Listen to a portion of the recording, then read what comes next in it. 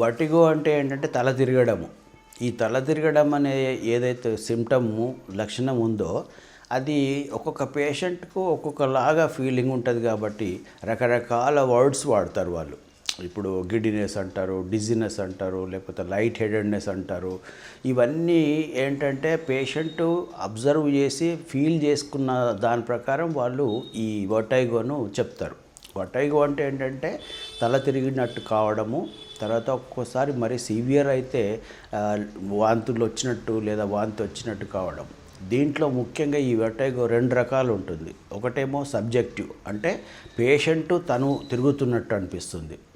Objective అంటే building, ఒకవేళ రూమ్లో కూర్చొని ఉంటే తను కూర్చొని ఉన్నాడు కానీ బిల్డింగ్ తిరిగినట్టు అనిపిస్తుంది. సో ఈ 2 రకాల ఈ ఏదైతే వర్టిగో ఉందో ముఖ్య కారణం చెవిలో కారణం అయి ఉంటుంది. దాన్ని పెరిఫెరల్ వర్టిగో అంటాం. ఒకవేళ బ్రెయిన్లో ఏదైనా ప్రాబ్లం ఉంటే దాన్ని సెంట్రల్ వర్టిగో అంటాం.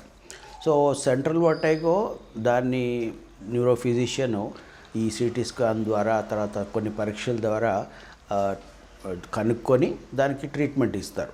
ఒకవేళ ఈ పెరిఫెరల్ వర్టిగో ఏదైతే చెవుకు సంబంధించిన భాగాల నుంచి వచ్చే ఈ గిడ్డినెస్ వర్టిగో ఉందో దాన్ని ఈఎన్టీ స్పెషలిస్ట్ మాత్రమే ట్రీట్ చేయగలరు.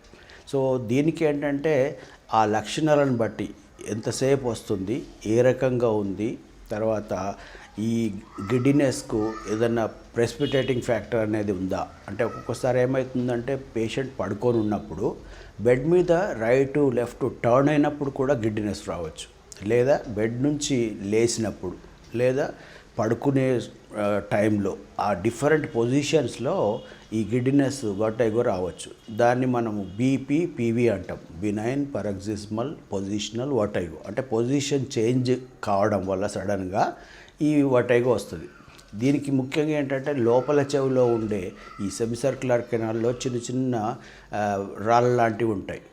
ఇవి ఏం చేస్తాయంటే మామూలు ఉండే పొజిషన్ కాకుండా ఈ పొజిషన్ మనం మార్చినప్పుడు సడన్గా అవి ఒక సెమిసర్క్యులర్ కెనాల్ నుంచి ఇంకొక సెమిసర్క్యులర్ కెనాల్కి వెళ్ళినప్పుడు మనకు గిడ్డినెస్ వస్తుంది.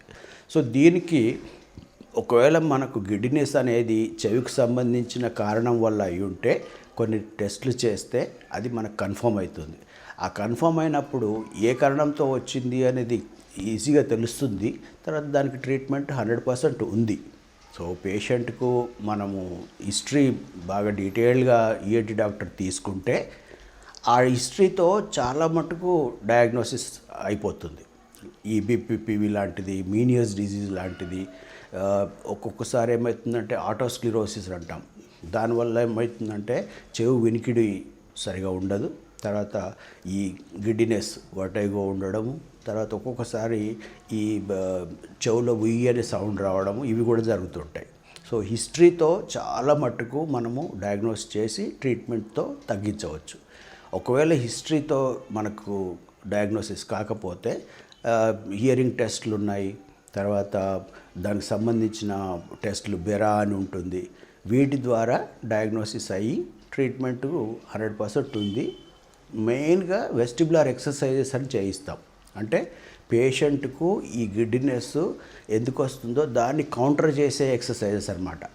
సో బాడీ అకష్టమైపోయి మళ్ళీ ఈ గిడ్డినెస్ రాకుండా ఉండడానికి అవి ఉపయోగపడతాయి. అవి మెయిన్గా మీనియస్ డిజీజు, బీపీపీవి ఇటువంటి వాటిలో చాలా యూస్ఫుల్ ఉంటాయి. సో ట్రీట్మెంట్ ఉంది, కాకపోతే ఈఎన్టీ స్పెషలిస్ట్ చూయించుకొని పరీక్షలు చేయించుకొని మందులు వాడడము, ఎక్సర్సైజెస్ కంటిన్యూస్గా చేయడము చేస్తే తప్పకుండా మనము ఈ వర్టిగోను నయం చేయొచ్చు.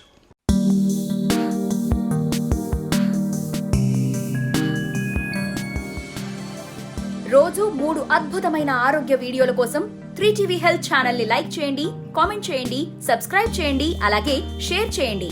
Thank you.